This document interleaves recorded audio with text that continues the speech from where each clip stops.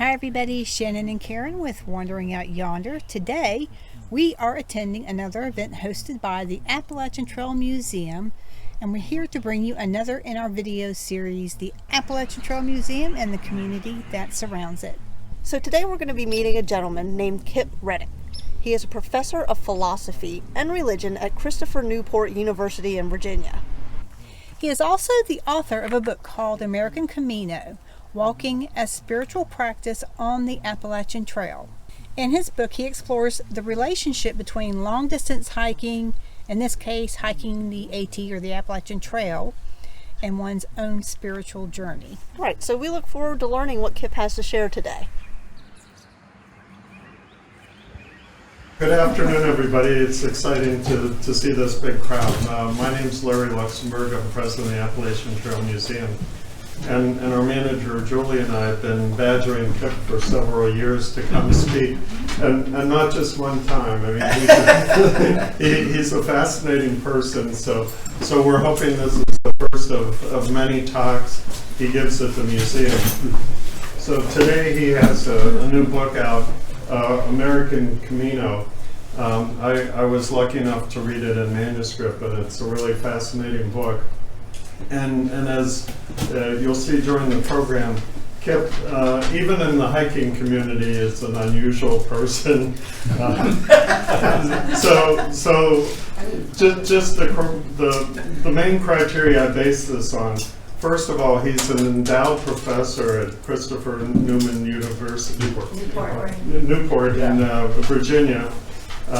He's an ex-Marine. His trail name is Hippie Kippy, and he's been president of the Appalachian Long Distance Hikers Association, so one of the leaders of the long distance hiking community nationally. And he's the only long distance hiker I know who's been actively under fire. Getting shot at, he means, right? During a long distance hike, and seen a wolf. How's that? So take it away, Kip. All right, yeah, and here's the book here.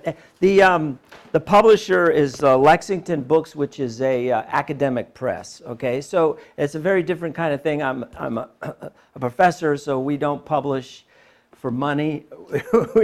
I mean, basically, I get nothing except for to keep my job, right? For publishing. But the way the press works is that they don't just send me copies to sell or anything.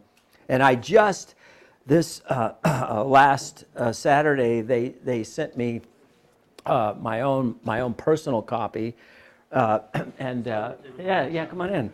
And so I only have a couple of copies here that they had sent, and I'm gonna. I wanted to Larry.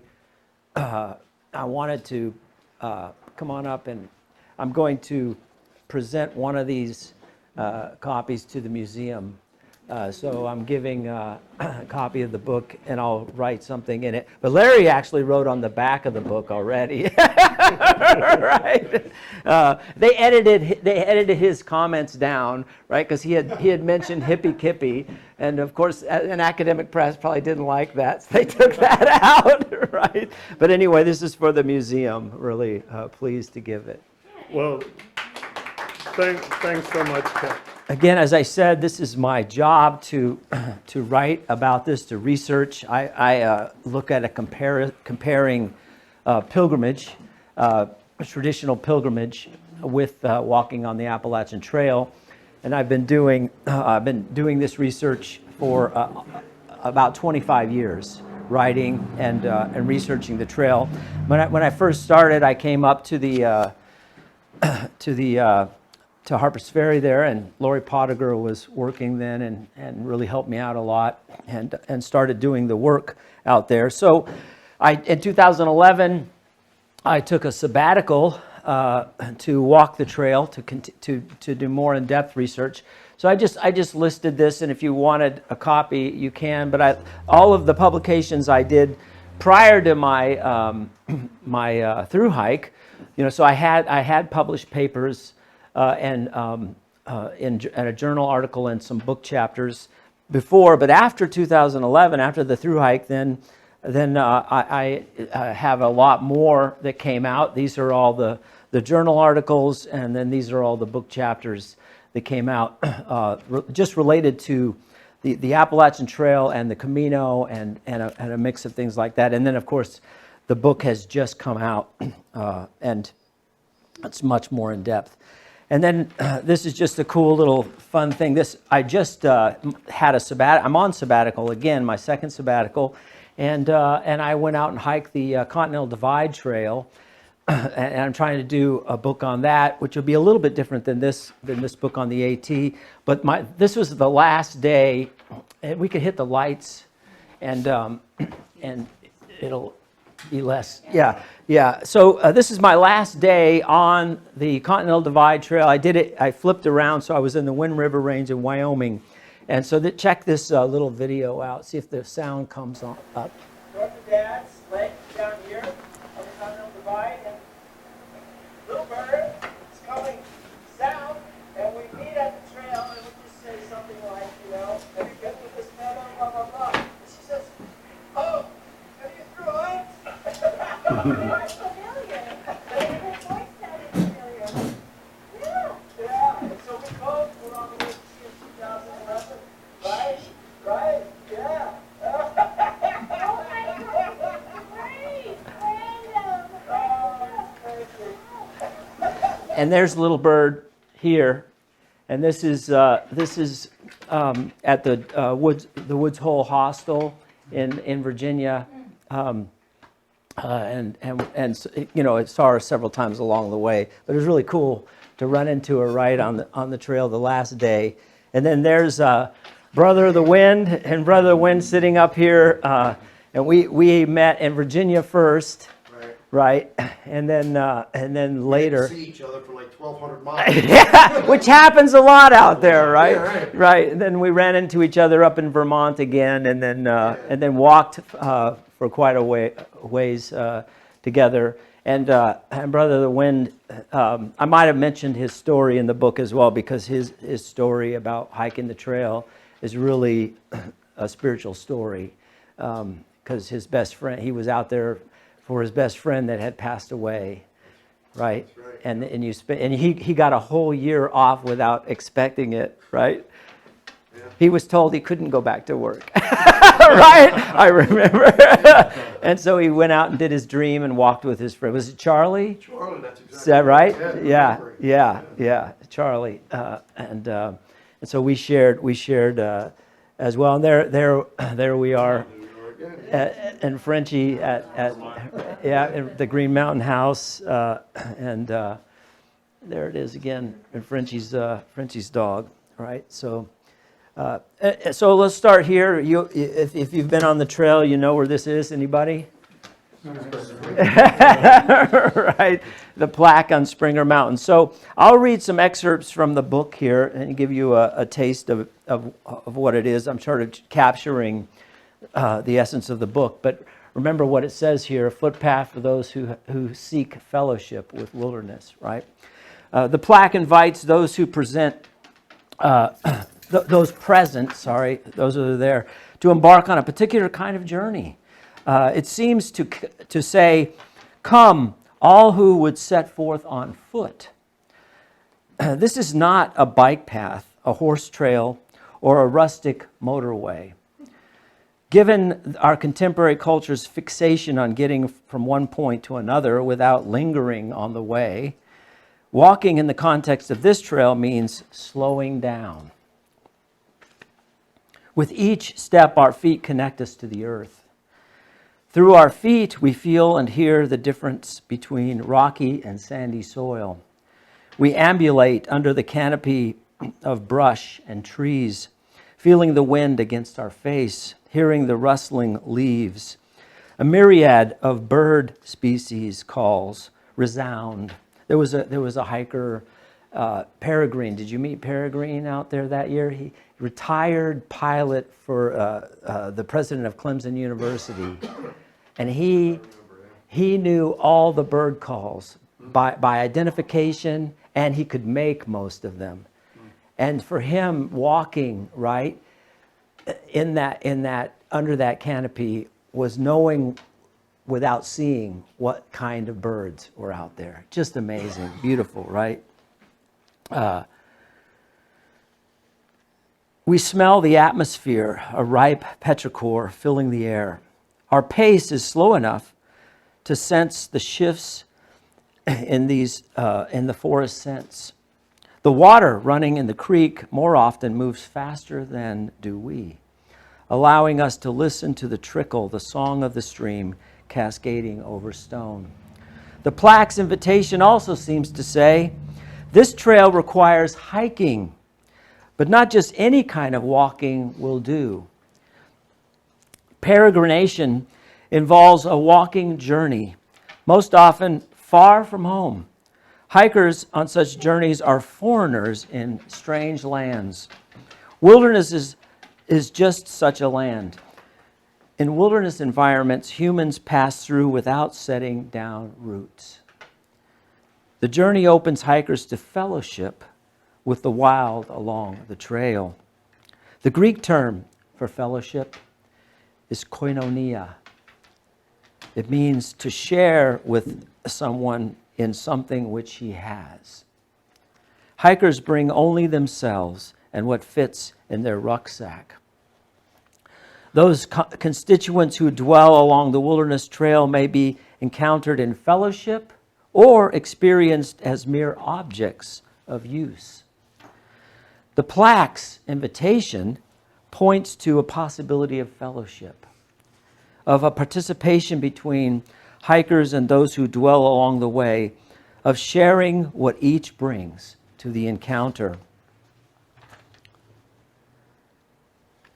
Stoic philosophers also used the term koinonia and valued, quote, the model harmony and fellowship which is found in the universe and which is the basis of its preservation. In the New Testament, koinonia characterizes the incarnation of Christ. Quote, he entered into the full fellowship of flesh and blood in order that he might vanquish death thereby, end of quote. In his letter to the Philippians, St. Paul describes another aspect of koinonia, a mystical participation. He writes of desiring to know Christ and the koinonia of his suffering, becoming like him in his death. This koinonia is a mystical participation, a, quote, knowing, unlike other kinds of knowing. What Emmanuel Levinas refers to as the hidden side of meaning other than knowledge. Knowing him, in this context, is a participation, koinonia, in his suffering. In light of both Stoic and Christian aspects of fellowship, the invitation, right on the plaque, to commune with the wilderness involves a mystical participation, profound sharing on the basis of preservation. As hikers and wilderness constituents share, they are brought into mutual preservation through the fellowship made possible in this peregrination. Note too, the Orthodox Greek Church uses that word koinonia, right? It's Greek, obviously. It means communion. So when they're taking, right, the Eucharist, the elements, it's koinonia, the mystical participation again for them. Those hikers who stay on the ridgeline pathway, walking north to Maine, come to discover, as the bronze plaque invites, a fellowship with wilderness, with all the varied constituents that bring the wild into focus. Those arriving at the top of Springer Mountain most likely came to the trail with the desire to walk in the wild, but their experience will eclipse any preconceived notions. That's why so many quit, right? Most have no real basis for their preconceived idea of what constitutes a wilderness. They might only be familiar with the roadside viewpoints and the grand prospects they afford. Wilderness, from the vantage of a viewpoint, is what stretches out to the horizon like this. Maybe they have walked for a day or two on the AT itself, but it will be weeks before they discover their sought-after fellowship. The numbers of those embarking on the AT for such fellowship are increasing each year as people seek an encounter with something wild. Yvonne Eisenberg writes, the man-made landscapes from the wheat fields and vineyards of ancient Canaan to the strip malls of New Jersey survive only by courtesy of the wilderness around them and the wilderness that remains in them. Henry David Thoreau, in his essay Walking, wrote the same idea, but more concisely. He wrote, "In wildness is the preservation of the world." Seeking fellowship with wilderness in this light involves a journey of restoration, of finding the essence of what it means to survive, of discovering the preservation of us all, human and extra-human. I use the term extra-human rather than non-human, right? Other than human. Our lives are inextricably bound up in a latent and life-sustaining connection with wild places.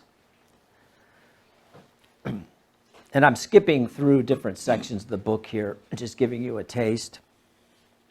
As embodied beings, we involve ourselves in the spatial milieu through our senses. Though some of the language used to investigate the environment privileges our sight, such as the reference to landscape, right? The word landscape itself is a sight word. Actually, the scape, right, that's around us. All of our senses, though, work together in communion with the constituents of the environment and the resulting meaningful exchange. In this regard, Merleau-Ponty, a French philosopher, writes concerning our embodiment amongst the others that we are, quote, sensitive to all the rest, which reverberates to all sounds, vibrates to all colors, and provides words with their primordial significance through the way in which each receives them. Each of our senses contributes to the way we employ language and inhabit a spatial milieu. Marshall McLuhan, Canadian philosopher, calls attention to the way we rely on a particular dominating sense and thereby reduce the others. He refers to this interplay as sense ratios. Right? Think of all your five senses. Think of them being in ratio with each other. Social setting and the primary communication medium used in those settings interact with our sense ratios. An oral society relies heavily on the auditory as a primary means of communication. And in print societies, on the other hand, like us, the primary means is the written word. And of course, that's visual, isn't it? Right? So the visual becomes the prime sense in the ratio. Many long-distance hikers coming from print culture, that's all of us, begin their journey on the AT relying on the visual as the dominant sense in the ratio. But later in the journey, some of those hikers will begin to shift towards the auditory as the dominant sense ratio. Like my friend Peregrine, right, who's listening to the birds, right? His whole world's filled with something different than we who only focus on sight. Some of these hikers will begin to experience an awakening of the tactile and olfactory, bringing these senses much more into play. An extended sojourn in the wilderness along the Appalachian Trail, for example, may open hikers to a more proportionally balanced ratio of the senses. That is, the sense of sight does not usurp the other senses in communication. So, on a wilderness ramble, the hiker might receive communication through olfactory and tactile senses just as readily as the visual and auditory, thus changing those sense ratios. The configuration of the hiker's circuit with the surrounding milieu changes as she extends her homeless journey into the wilderness. This in turn influences our language practices, which mediates our experience of the environment as the body, language, and the environment resonate together. After all, what do we often call, it comes up in the book here, what do we call the Appalachian Trail? One of the nicknames, the Green Tunnel, right? What does the Green Tunnel do? It tells you it's all about the sight, right? The Green Tunnel isn't supposed to be a positive thing, right?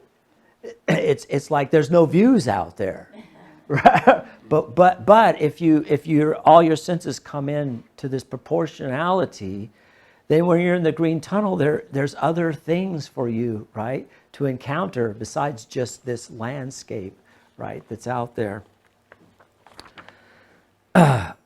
What is the difference? Now I'm also, when I teach, I have study aesthetics, right, which is what is the meaning of beauty? What is beauty? What is beauty, right? And how do we experience beauty? Of course, those of us that hike these trails, we are saturated with beauty, aren't we? Right? But there are different ways for us to experience beauty. And so in the book, in one of the chapters, I really tease out these different ways that beauty appeals to us, right? And so for some, I call them aesthetic sojourners, right? People who may not really understand what the beauty is, but they want to have fellowship with the beauty.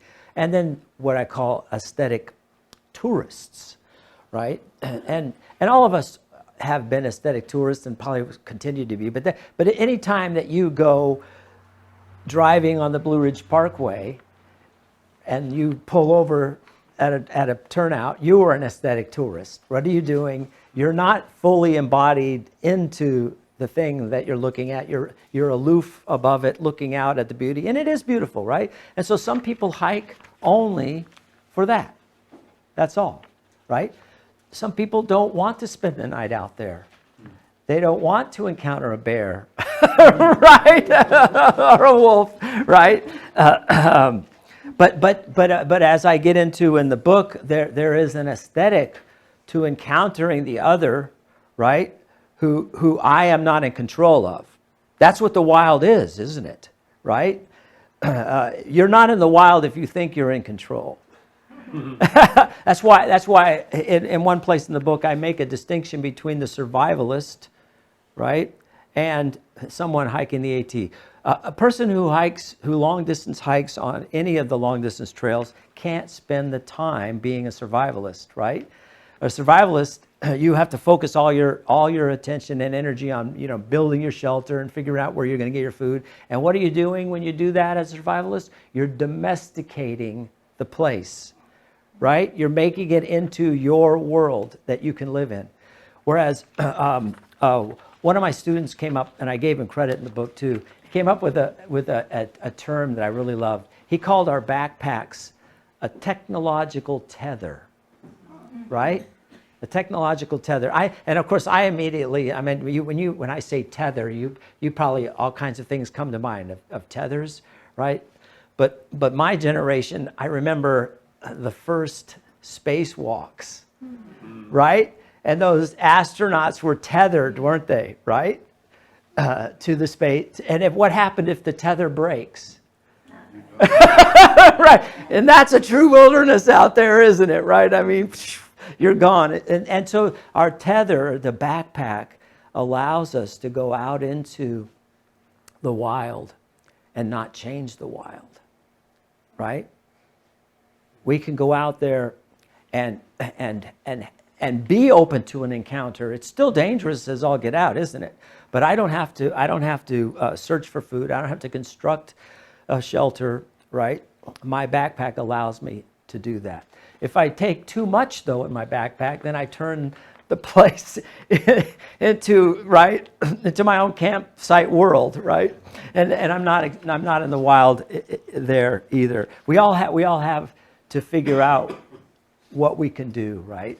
For that, I love cowboy camping But the Appalachian Trail is a tough place for cowboy camping because it rains all the time, doesn't it? Right. But when I'm out west hiking where there's less rain, I would rather not have a tent, right, and be surrounded by the stars. So that's the aesthetic of different kinds of aesthetics. So this part here, I say, what is the difference between the aesthetic tourist and the wilderness rambler? One clear distinction that this account illustrates is that of divergent goals. The rambler, the goals of the rambler are not met in the scenic high points. That was a great scenic high point. This is up in Maine. Stratton. Yeah, Mount Avery, right. And but as I say in the book, most thru hikers that walk over that mountain do not get this view. Why? Right. The weather is not always, rarely cooperates, right? These moments of visual beauty are highly inspiring, but long-distance hikers must focus on moving along, whether or not such sights inspire. Right? On countless days during the hike, inclement weather will be common, and the rambler walks through all conditions. A ready aphorism on the trail prepares long-distance hikers for these conditions. No rain, no pain. As equipment improves, more and more aesthetic tourists are able to acclimate to the harsh conditions and so remain on the trail.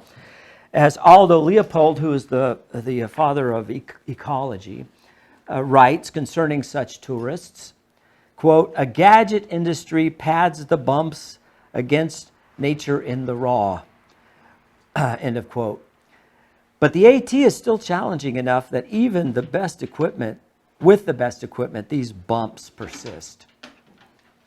When rewards fail to match one's intended goal, the long-distance wilderness ramble will be replaced by shorter treks or a modified hike aimed at reducing the most challenging sections or conditions and enhancing the more comfortable aesthetic.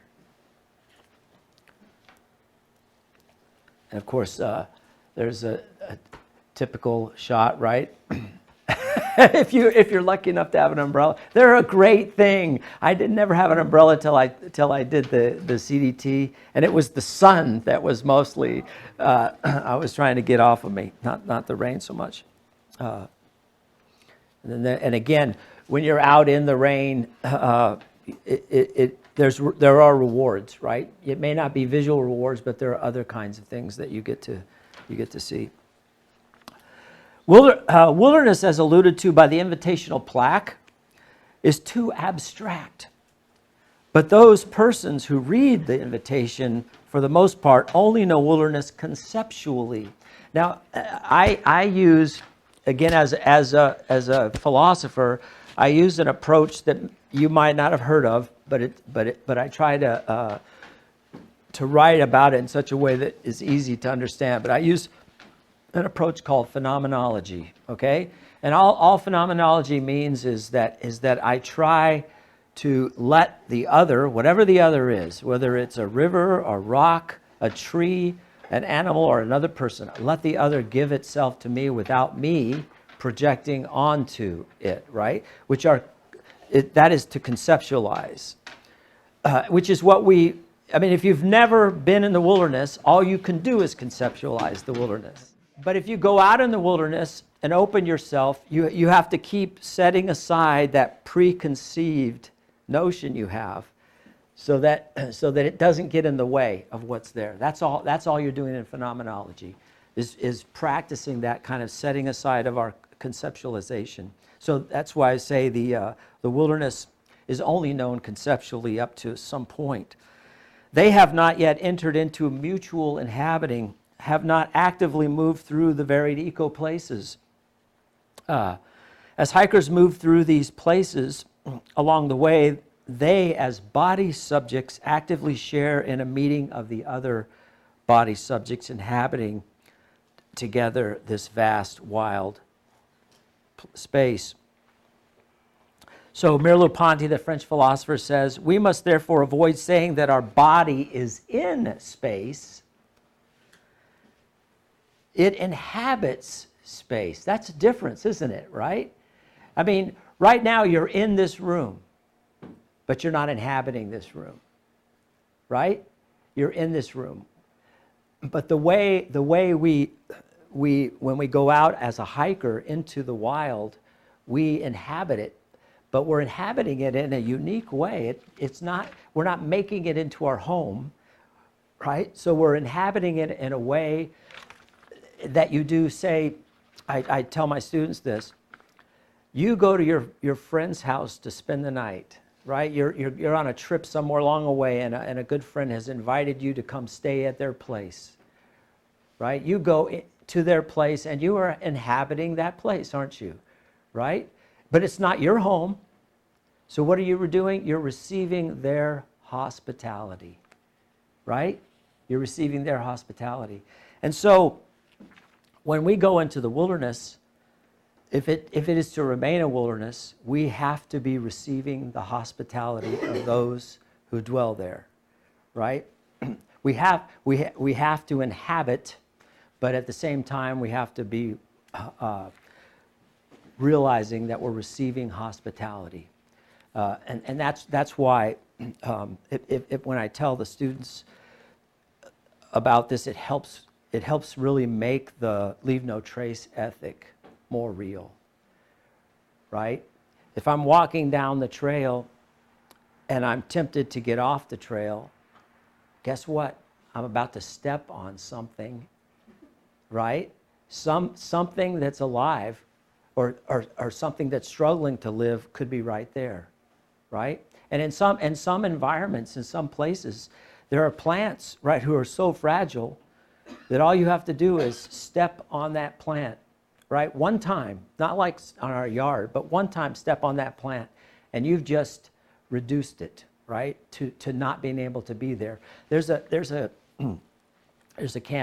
place in the Grayson Highlands. I take students there every year, and one of the things I love about the high elevation areas is around May, the ramps are ripe. How many like to eat the ramps, right?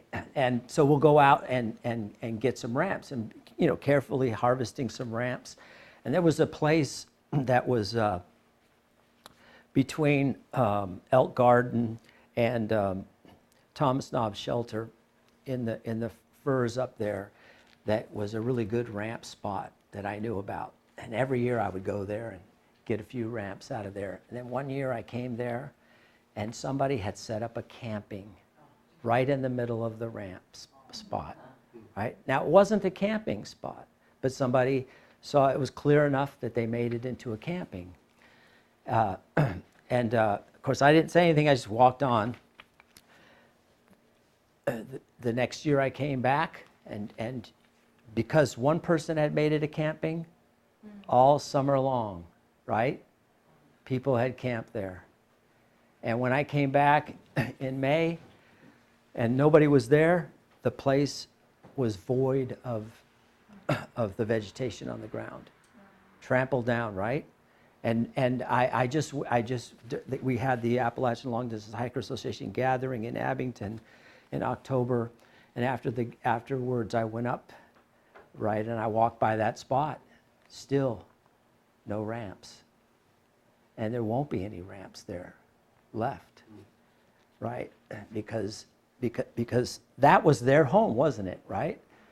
And so what is it? What do we learn about the leave no trace on the AT is camp in designated camping spots, right? Because it's somebody else's home, right? And I tell the students, if you're a smoker and somebody invites you into their house, right? And you say, do you have an ashtray? And they say, no, I don't have an ashtray. And you just use their couch arm as your ashtray. What kind of hospitality is that, right? I mean, you're not respecting their hospitality at all, is the point, are you? And when hikers are flipping cigarette butts out into the forest, it's the same thing, isn't it? right? It's the same exact thing. That's the point here that I'm getting at in part of this section. In the happening of this aesthetic of fellowship, a co-inhabiting hikers encounter a wider community extending to geological features, flora, and fauna. The aesthetics of scenery and contrast places the hiker at the center of the visual field. The aesthetic of fellowship moves the center beyond the self. And then I used two Jewish philosophers a lot, Emmanuel Levinas, who I already mentioned here, and then Martin Buber in his book I and Thou. And just to give a piece of that for the next part here, Buber distinguishes between experience and encounter, and he's using I and Thou for that. Experience is centered in yourself, right? Whereas encounter is in the meeting of I and Thou, right? There's the I and the you, and then there's the I and the it. And he and she are the its as well, because he and she aren't present, right? They're not before me. So I can experience it. I experience the book, and I can just toss the book over there, right? But when that extends to the you, and I am experiencing you, then you ceases to be you and becomes an it. And I'm mistreating you as something for my pleasure, right, or my purpose. So the encounter is in this meeting of, and this is where koinonia comes into play, to share with someone something which he has. Koinonia is this mystical participation, this encounter, and so I have an example here from another chapter where I try to explore how it is that we could encounter someone who is not, that's Thoreau Springs up on Katahdin, right? That's holy water, right? So I'm going to try to describe a few instances of wilderness koinonia as the relationship unfolds, showing the dialogue happening in the meeting, right? The meeting of I and thou, whereas thou can be not just a human, but right, other than human. In each instance, the I and you remain distinct. Their voices preserved. I recognize the aporia here, which is a seeming contradiction, a logical, something that can't be resolved logically. An aporia that I'm describing in the happening and thereby giving voice to another. Seemingly, when I give voice to another, what am I doing? Eliminating the voice of the other, because I'm giving them, right? Because an animal doesn't have the same voice we do. So in order to try to get out of that dilemma, I will carefully attend the description so as to reduce my own projection and allow the other to give itself from itself.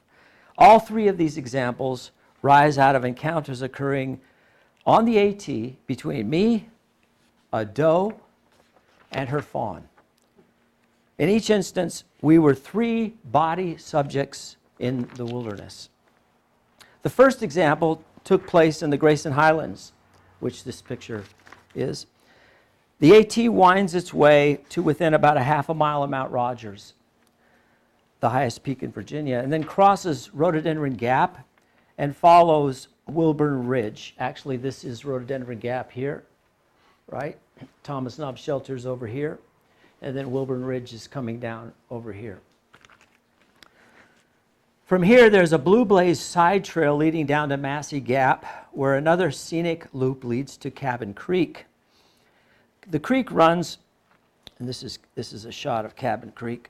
The creek runs between Wilburn Ridge and Cabin Ridge and originates up in Rhododendron Gap. I often take my students on these side trails after establishing a camp up in Rhododendron Gap. We follow Cabin Creek up to interact with the many waterfalls along the way. The trail loops back to Massey Gap, but I take the students further up the creek, leaving the trail and walking in the cascading water, climbing over the rocks. The rhododendron becomes more and more dense as elevation is gained. Eventually, we climb through the tangled branches while wading in the shrinking stream until the undergrowth becomes impenetrable. We then climb the slope on one side or the other of the creek, up Wilburn or Cabin Ridge, and eventually complete the bushwhacking adventure at our campsite. One year, we left the tangle of rhododendron and entered a large stand of young fir trees, which had grown about head high. Climbing the steep slope to Wilburn Ridge was made more challenging by the thicket of firs. We had to push through the dense boughs that continually blocked our progress. I steered toward stands of more mature trees, trying to escape the thickets. At some point in the climb, it began to rain. A little more than a mist, but not yet a shower.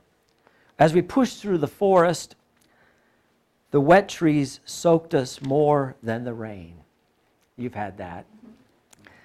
Looking ahead, I noticed a clear area in the canopy. The sky appeared in the gap between the high tree branches.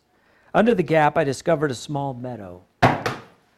Spring grasses almost knee-high and ascending up through the opening, which was about 60 meters long and about 30 meters wide. This is not the meadow, but it works for a picture. I didn't take any pictures at this point in the rain. I had taken about 20 steps up through the grass, closely followed by a line of my students, when in my periphery, a movement captured my attention. I turned to the left and saw a doe just a few meters into the forest at the edge of the meadow. She was standing there, flicking her white tail. Her appearance and gesturing unsettled me, left me perplexed, yet without a thought. I continued for a few more paces, all the while looking at her, looking at me. My bewilderment gave way to a thought. She wants me to see her. Why else would she flick her tail like that? Right? I wondered why. I paused and pointed her out to the students. Just then, right at this point when I point her out, I've stopped. I've been walking, watching her, and I stopped, point her out. The person right behind me got my attention and pointed to the ground. Look, I just stepped over a newly born fawn. I stepped right over the fawn without even seeing, because I'm looking at the mom. The doe had already cleaned the little one, but it was nestled down in the grass, fur wetted with the heavy mist and slightly shaking. The class quickly gathered round the fawn, and for about a minute we silently gazed at this wonder. We then continued up the slope, a hush falling over the group. Later we chatted about what took place. That doe had been trying to draw our attention before we reached her fawn. She was signaling, gesturing with her tail for us to follow her. She did not leave the spot after we saw her and stopped, but continued gesturing as we circled the fawn. She was giving herself to us. That is, she was making herself manifest in the loudest possible way. This was no gesture of friendship. It's not a Disney movie here. Right. A translation of the gesture might go like this. Here I am, this way, look at me. She was not seeking approval as a child might, calling out to her mother, "Look at me, Mom, look at me." She simply wanted attention, demanded our attention. The little one never really moved. It lay there, curled up in the grass, as if invisible. Another gesture of giving itself, wrapping itself in invisibility. I was reminded of my own childhood when I lay frightened in bed and drew the covers over my head, feeling safe from the monsters. I was proclaiming, "I'm not here."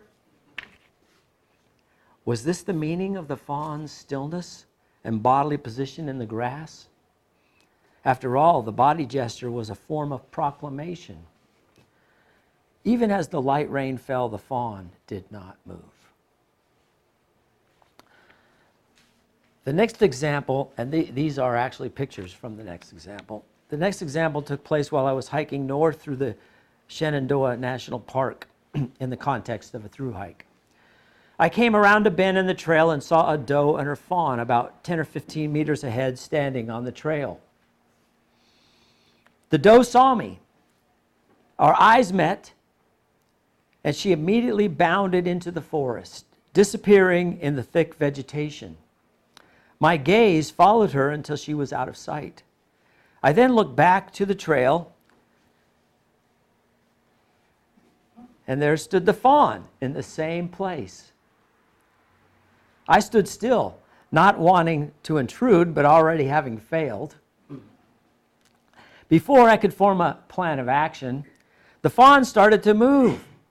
It could hardly walk, wobbling and shaking, making toward me. I looked into its eyes and could not find reciprocity. It seemed as though the fawn could not focus, did not recognize what stood before it. Its face protruded forward, pointing towards me, probing the space between us. As it drew closer, the face seemed to say, "I see something. What is it?" It came within a meter and stopped. I could have reached out and touched it. The head, face, and eyes continued to probe me. After a long 15 or 20 seconds, it sounded out a bleat. You ever hear a baby do that? Meh! Its voice penetrated the atmosphere and resonated with the forest. Levinas writes, "The other becomes my neighbor precisely through the way the face summons me, calls for me, begs for me, and in so doing recalls my responsibility, calls me into question." This little fawn called me into question, summoned me to respond. I decided to answer. I needed to find a way out of this dilemma, me holding hostage this little infant, putting its life in danger. I said, "I'm not your mother." I was not shirking my responsibility. Rather, I proclaimed it.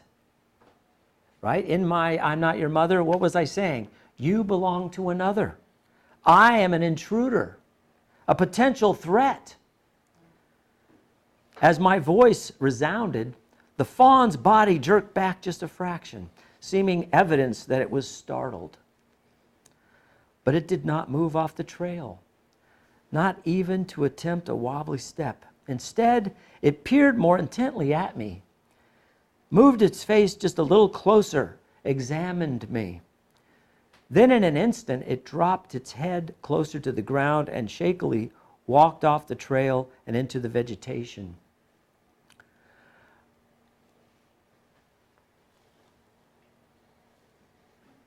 It only walked a few meters and then stopped.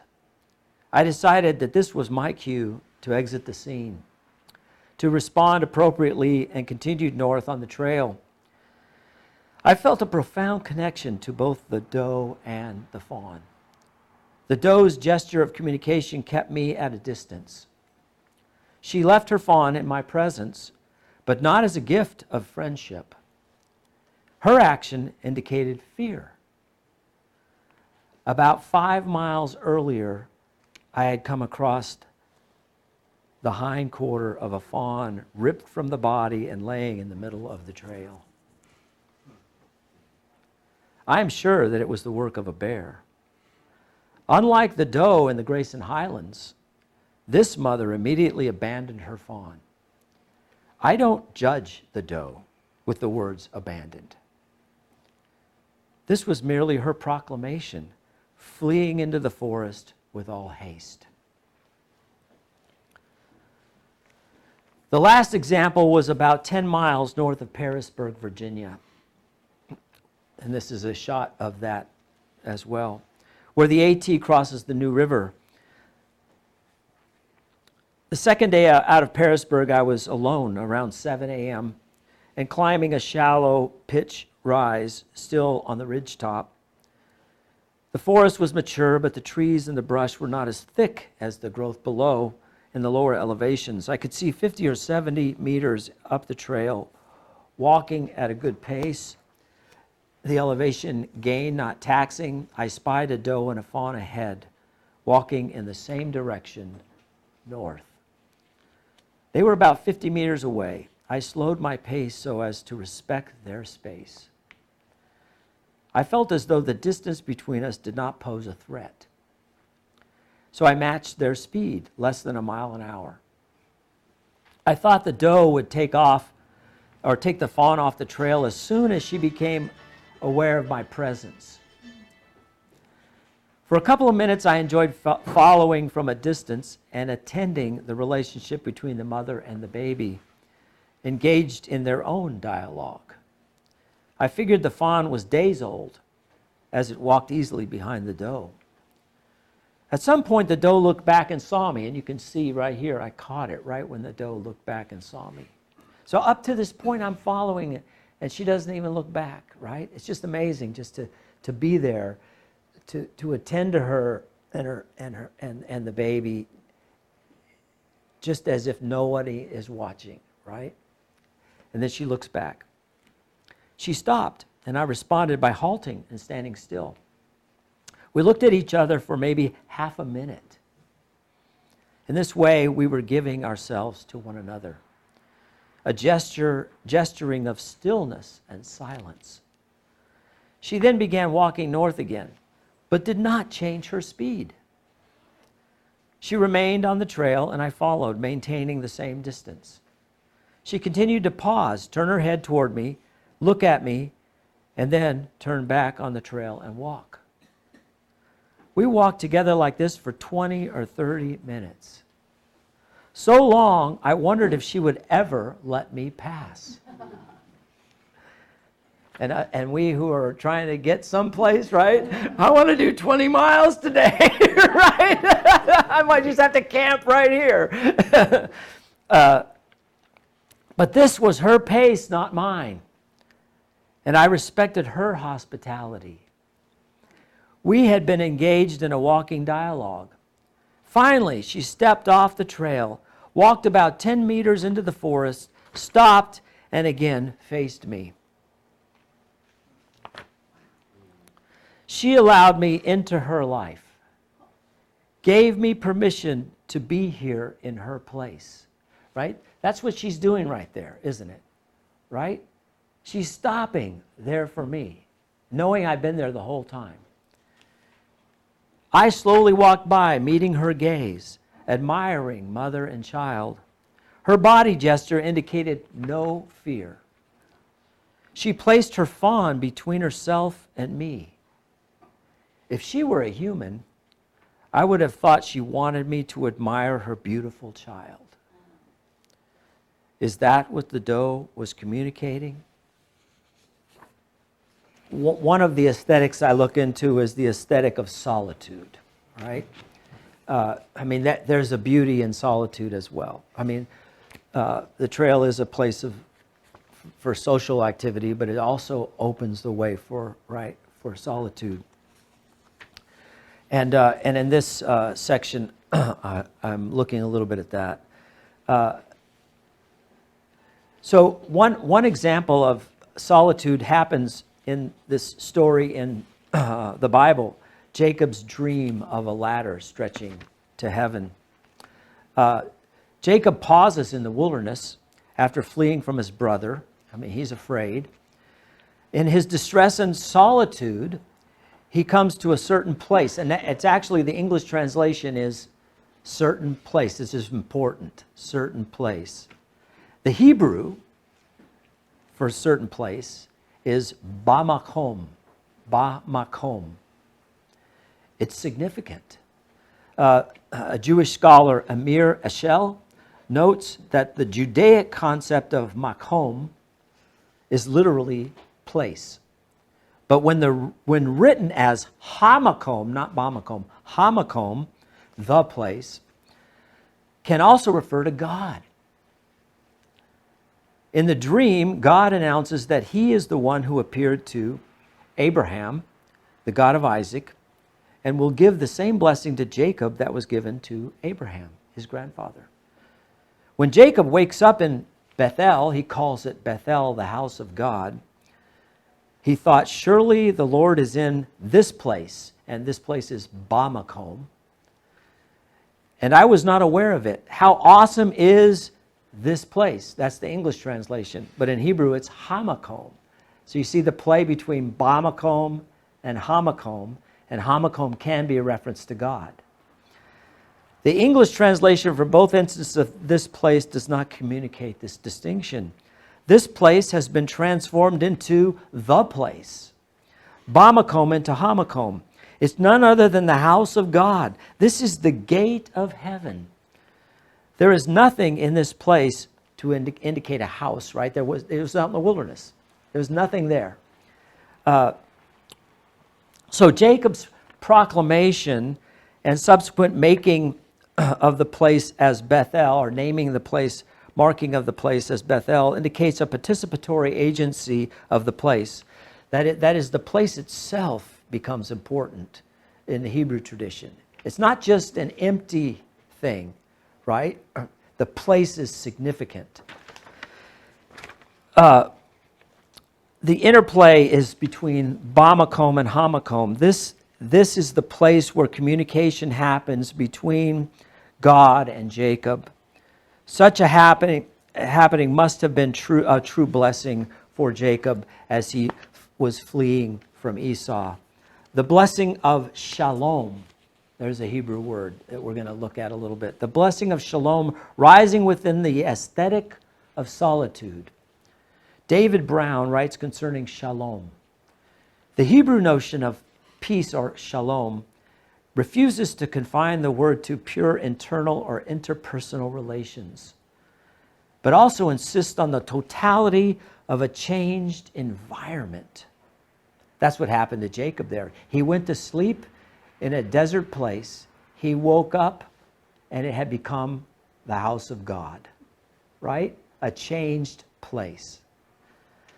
Here again is the interplay between Bamakom and Hamakom. Brown continues with his description of shalom.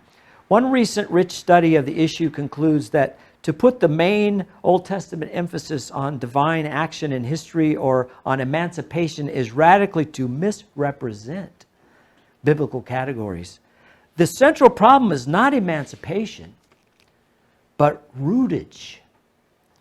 Not meaning, but belonging. Not separation from community, but location within. Not isolation from others, but placement.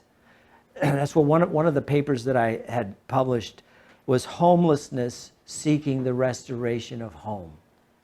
Right? Going out on these journeys in the wild where you're homeless and receiving hospitality allows you to go home, right? And make your home a place of belonging, right? For all. Jacob belongs, even though in exile, and discovers this in the experience of the aesthetic of solitude in the wilderness.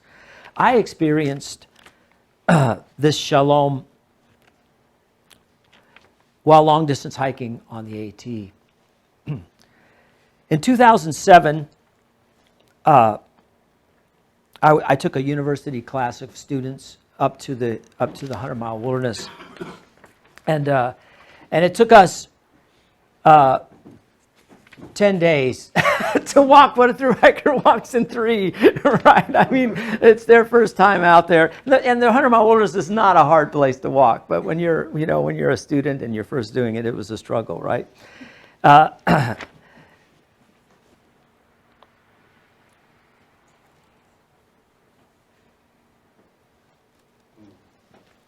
After the first few days struggling to get trail legs, the group became veterans. They all decided to cowboy camp on a sand beach. This sand beach right there. As is my custom, I rose when the sky was just starting to brighten. Some of the last stars still visible. I looked out over the beach. About 30 meters of sand stood between the water and the forest, and I saw my students scattered and still in their sleeping bags. I don't have a picture, but you would see them all stretched out here on that very beach. I sat quietly, not wanting to disturb their sleep, and watched the morning unfold. I was tempted to wake everyone so that they could see the beauty of the new day dawning. Across the lake to the east, the sky slowly transformed. The silhouette of mountains against the ever-changing sky played with the colors which seemed to radiate upward into the darker part of the heavens. I must have been sitting there for more than an hour before the sun finally peaked over the distant ridge. I was overcome with absolute bliss, shalom, feeling that body and soul, undivided, were cradled in the perfect place. This became my own encounter with the interplay between Bamakom and Hamakom. This place, this sand beach beside Namakanta Lake, was the tip of a cosmic vortex that had deposited me there. The thought occurred to me, there is no place I would rather be than here and now. I don't belong anywhere else. I am in the perfect place. I rested in this, waited, not for anything to happen. It was already happening. I waited in the happening, fully attentive, fully present. When the feeling subsided, and I reflected, a pang of guilt knocked at the door. The accompanying thought ran like this: you have a family somewhere else. How could you feel there is no other place than here when you are away from the ones you love most? How many have ever felt that? Yeah. I rejected those thoughts and embrace the shalom. My belonging here, right now, makes it possible to belong more fully in other places when I get there. Several years later, I was sitting on that same beach on Namakanta Lake. I had started my thru hike that year. Let's see. There's that looking across the lake, how beautiful it is, right? I was sharing this part of the hike with this fellow here, Truckin'. I don't know if you remember Truckin'. Yeah. We had been walking the last 200 miles of the trail, pretty close to each other. I told Truckin' about this special beach on Namakanta Lake, communicating my desire to make a camp there again. And he opted to quit hiking a little earlier than normal in order to enjoy the place. We arrived at the beach around 5:30 and made a fire. As the evening matured, we moved a few meters closer to the lake. sitting next to the water. We began to read poetry, our voices resonating with the calm water, the forest behind, lake stretching out 180 degrees from a resting place in the sand. After about 10 minutes, a loon suddenly came up from the depths, breaching the surface of the lake just 10 meters directly in front of us. The entrance of the loon silenced us. We looked out at the loon, and the loon looked back at us. We remained present with each other for several minutes while a seeming dissipation of time came upon us.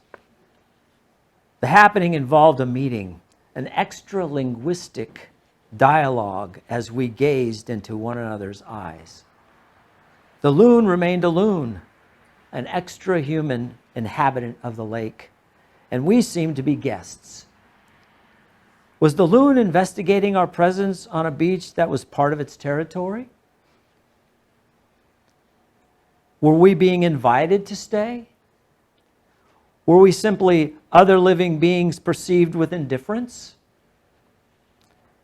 Yet we felt a sharing, a koinonia. Truckin and I could have walked past this beach. I could have shared the story of my students, showed him the beach, and continued hiking. After all, there was plenty of daylight left. Brother the wind tried to get me to slow down a lot. Told me to enjoy it more. Savor it. Savor it. And I was following your advice at this point, right? More time to gain mileage, right? Progress toward our final destination. Our breaking with the normal urge to push on opened us to a gap, an emptiness where solitude could manifest in a beautiful belonging, a shalom. 3 body subjects shared this place, where Bamacombe became Hamacombe. Truckin and I discovered a belonging as pilgrims passing through, the place cooperating as the constituents therein gave themselves in hospitality. We received the gesture through the representative of those whose home became our temporary dwelling place, the loon, who already belonged in the array of the forest, lake, and mountain habitat. So that place along the lake, right, became not just any place along the lake, right? It will always have that significance for me, right? And maybe my students and maybe Truckin. In the morning, we climbed the mountain, standing on the precipice, looking out over the entire lake. Low clouds hovering over the waters. Mount Katahdin raising its majestic head just over the ridge where the sun had risen. We were now viewing the expanse as though we were on the first day of creation, and the Spirit of God was hovering, brooding over the surface of the waters. And then I think what we'll do is I'll have one more section here, and this one, and then maybe we'll finish with this one here. All right. So many long-distance hikers emphasize the social aspect of the trail, right? An often repeated phrase describing the AT experience exemplifies this social focus. It's all about the people. You hear that a lot, right? While at a trail festival attended by many potential hikers, sometimes referred to as dreamers, who were seeking advice on long-distance hiking, I heard a young veteran of the AT characterize the trail foliage with indifference, preferring her human companions. This was a very famous young hiker. I won't mention her name, right? But some of you might have heard of her. She was a featured speaker at the festival, and in answering questions about her trail experiences, noted that she did not like walking alone in the woods. Not because she felt threatened or lonely, but indicated that most of the AT was filled with, quote, I mean, she said these words, a bunch of boring trees.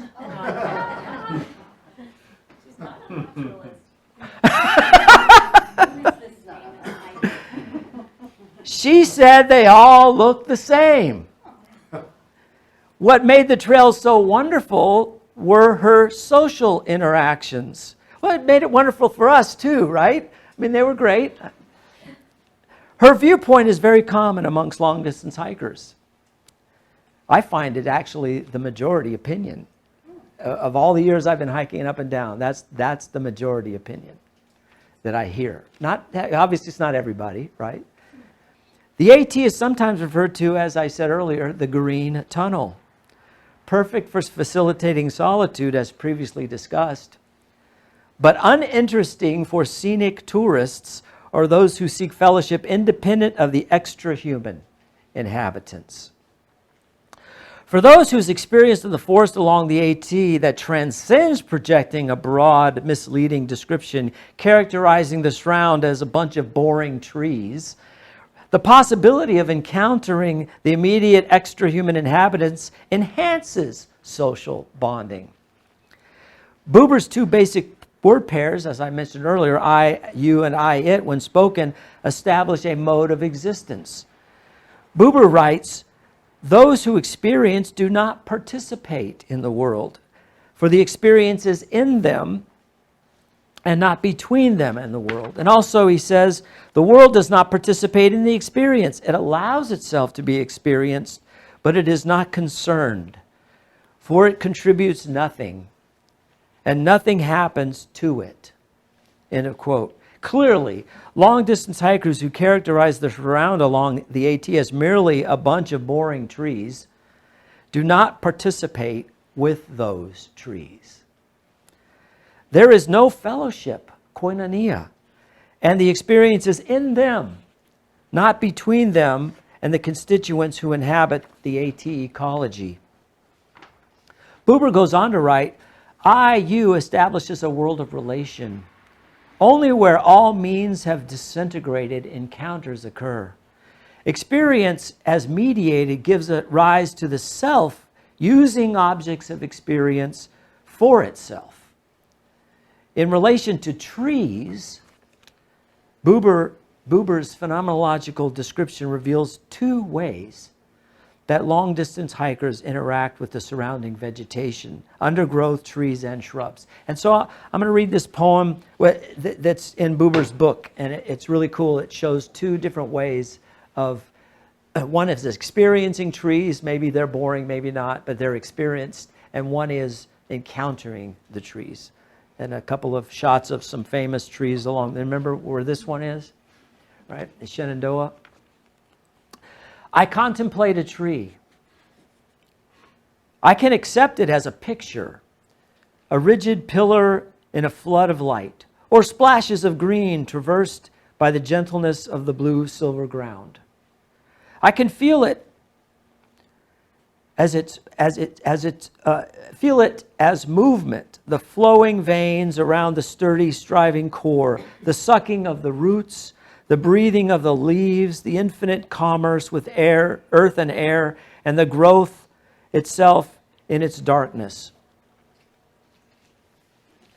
I can assign to it a species and observe it as an instance with an eye to its construction and its way of life.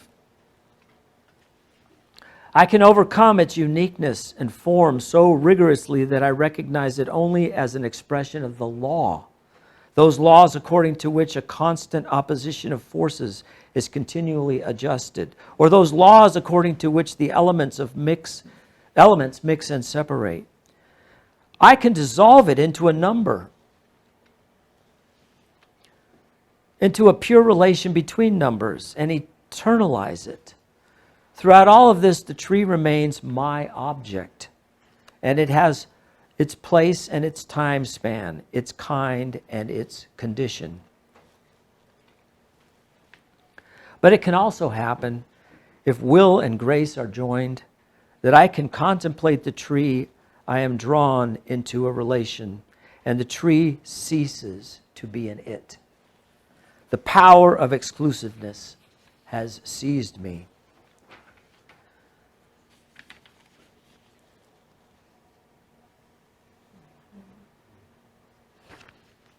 These two ways, experience versus encounter, unfold and sometimes shift back and forth each day while walking on the AT. The green tunnel and a bunch of boring trees show a dissolution of relation and exclusiveness into number, kind, picture, scene. Levinas similarly writes this: the tree, too, instead of being of use to me or dissolving into a series of phenomenal appearances, can confront me in person, speak to me, and elicit a response. This is actually a tree in Spain. Okay? That's a chestnut. That's what used to be here. That right there used to be all here, right? And they're all through Spain. There's a couple of my students. And then that's a chestnut that is over 2,000 years old. Isn't that amazing? Huh? Is this on the Camino? Yeah, that's on the Camino too, both of them. Yeah. Yeah. And you know, you just stand there in the presence of that tree, and what has that tree, right, felt? I mean, what has walked by there, right? It's just amazing, right, to think about that. All right.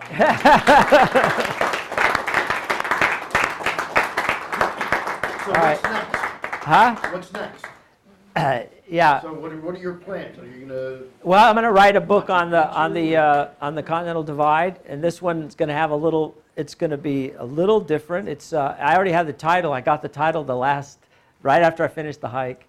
It's going to be titled "Where the Waters Cascade Over Rock, Flowing Towards the Rising and Setting Sun." And then the other part of the title is "Encountering the Other on the Continental Divide Trail." You need a long spine for that title. Yeah, I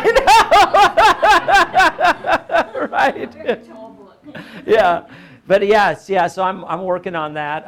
I had mentioned just before some of you came in, the last day on that trail, I ran into Little Bird, who I showed you a video of, and I also saw a wolf that day, and I got it on. I was just amazed. What a gift to see a wolf, right? To see a wolf, and then right before I was coming down the mountain, it started to snow up there, and it was just magical, right? There's just snow coming down, and Little Bird was with a friend of hers. She was with two friends, but one of her friends was a Navajo, and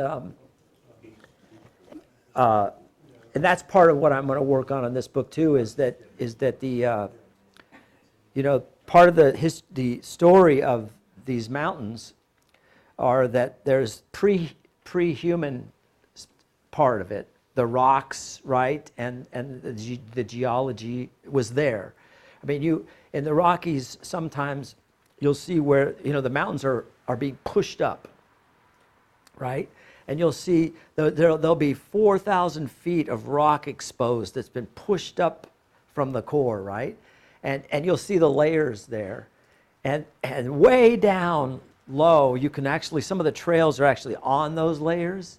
And there's places where you're walking on what was a sea floor. And you can see, like at the beach when the waves come up on the sand and it has the ripples, it's petrified. It's in the rock like that. And you walk on that and it just blows your mind. You're just thinking, right? I mean, I have no idea how, that's got to be a long time, right? And then humans come along, and some of the tribal peoples that are out there claim to have been there for more than 12,000 years, okay? And some archaeologists dispute that, because some archaeologists were schooled in a kind of colonialism that did not respect native peoples' wisdom and ways of life. But now some of the newest research that's being done is saying that there were people here before the last ice age. They were here before the Bering Straits iced up. There's evidence, right, of people being here, and some of those, like the Blackfeet tribe that I was up there in that area, and their oral tradition has them there for that long, right? So I want that to be part of it too, because it's their story, right? And that Navajo woman, you know, she really blessed me with a corn pollen blessing. It was amazing for her to just do that, right? And that was her giving her love to me, right? Was this corn pollen blessing. And at the Taos Pueblo, I got to spend time at the Taos Pueblo on the journey, and one of the women at the Taos Pueblo gave me a blessing as well. And it's just amazing, you know, when somebody reaches out to you and just, right, loves you, right, loves you, and so that's got to be part of the story is those people as well. Yeah. Okay, everybody, so that was a pretty cool presentation. We really hope that you guys got something out of that and enjoyed it as much as we did. We want to say thanks to the Appalachian Trail Museum and to Kip Redick for allowing us to share this presentation with you. All right, guys, I think that's it for today, and we'll see you later. Bye.